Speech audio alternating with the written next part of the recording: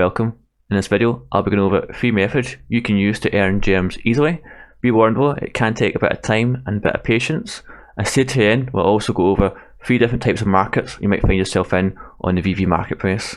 So one of the first examples I want to share with you is just spend a bit of time on the marketplace looking at the different collectibles for sale or comics and identifying a particular collectible or item that people are selling fairly for low cost compared to others in that list. And so what I normally do is I'll go in, start browsing through the marketplace, and what I'm looking for here, I'm looking for a item that has been selling, that is for sale less than the next item after it. So maybe a gem or 2 cheaper, maybe 10 gems cheaper, just really depends on what you find, and it works to any budget. So I've done this when making 10 gems worth of purchases and saving myself and earning myself 1 or 2 gems. So you can see here, this Ecto1 Interactive, 314, then 325, then 340, then 350.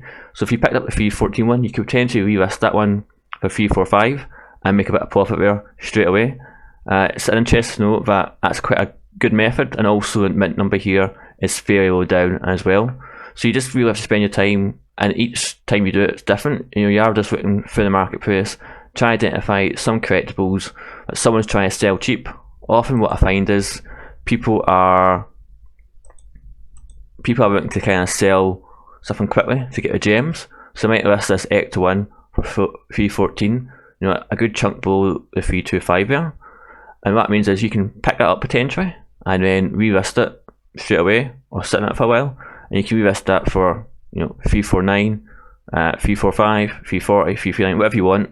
And what happens there is someone else will come along and pick it up potentially. It's not financial advice, to my own opinion, but I have done this on numerous occasions. I don't have a lot of gems, so I've done this more with lower cost collectibles, the Marvel Mighties for examples, 10, 20, 30, 40 gems at a time, picking them up and making 1 or 2 gems profit each time.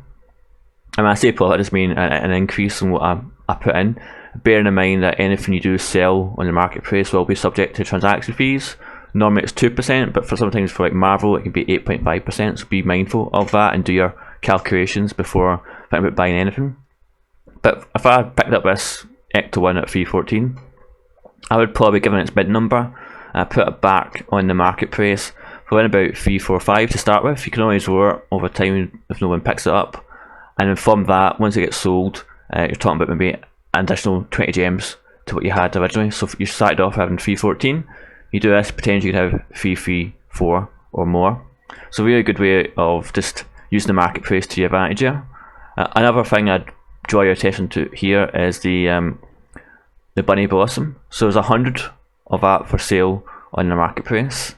The one at the bottom here, 265, is the lowest, 269, then it jumps up to 285, 289, 295, and then quickly to 300 there.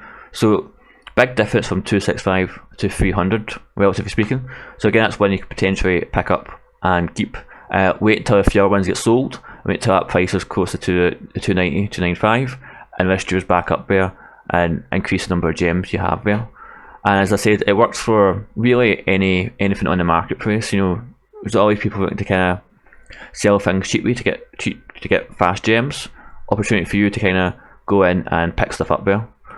A couple of other methods I've talked about as well. So the second method that I'm fond of using is just going into the auction site in terms of the marketplace. You can see the tab for it there on the right of the marketplace, and just seeing what's going low compared to the floor price and trying to snipe some bids off there and get it a little bit cheaper than the floor price. And then you can just do exactly what I just said there in method 1. You can then wait and put it back up for a bit higher price than what you paid for it there. And the last method is probably only really useful on drop day, and that's when people start putting things on the marketplace straight away. You could potentially snipe, depending on how quick you are, how good your internet connection is. If you reorder your market listing by listing date, it puts the listing first as that one that's just gone up straight away, and then all the ones after that. So that means that's the very first one. So you have to keep an eye on the floor price for that. Potentially you could pick up something really cheap. Quite often on drop day, people are just wanting to kind of sell things quickly, or it's the first time at a drop and you don't know what the price, so set it lower, what other people are saying it. So it's a good way of picking up very quick and very cheap potential collectible or comic. So I did mention as well, I'd cover at the end of the video different types of marketplaces you might find yourself in the market itself. So these are all taken from the stock market, these terms, but you may hear people talk about it in videos and comment sections, etc. So I'll cover the 3 ones I think are most important to know about. And the first one is when people talk about a bull market or feeling bullish. Basically mean the stock, or in this case the collectible NFT. People are feeling bullish because they think it'll go up quite a lot in a relatively short space of time.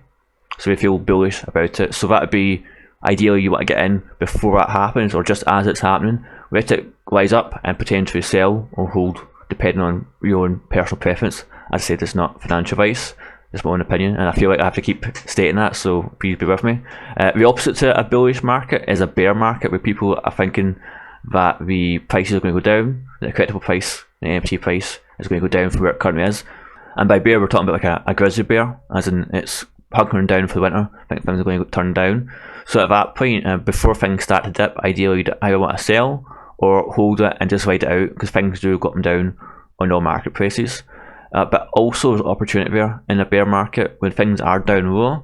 Good opportunity. People are out to kind of cash out quickly before it goes down further. So if you spend your time looking through the market, looking through the listings, you potentially pick up something relatively cheap compared to what it was maybe a day or 2 ago. And finally, something I've kind of come across most recently is when we talk about an apish market. So it's similar to a bull market, but the incline is much steeper, much faster, so people expect things to rise and lock it up moonshot very quickly. I think the best example I can give of that recently is the Winterbourne Common. It was the first appearance, and that skyrocketed very quickly, so I'd say that was a bit of an apish trajectory marketplace at that time. So quite often after a drop of a collectible, you'll find things potentially shooting up in an apish market, and when things start to kind of peter out, it became more of a bullish market for that particular collectible, because people were still thinking it will go up. It peaked at 400, but it's still sitting at 300, which is way above the 50 gems asking price for it when it first dropped.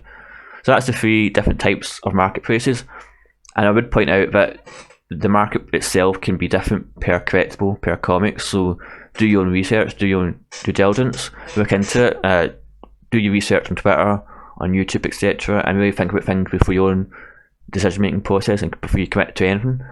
And finally, if you have enjoyed this kind of video, please do consider subscribing to the channel, hitting the like button. It really helps other people discover the content and lets me know that I'm doing the right thing here. If you have enjoyed this, please do check out this video here. It's proven very popular on the channel. Or if you like, you can check this video out here. It's just out and I'm sure you'll love it. Thank you, and I'll see you in the next video.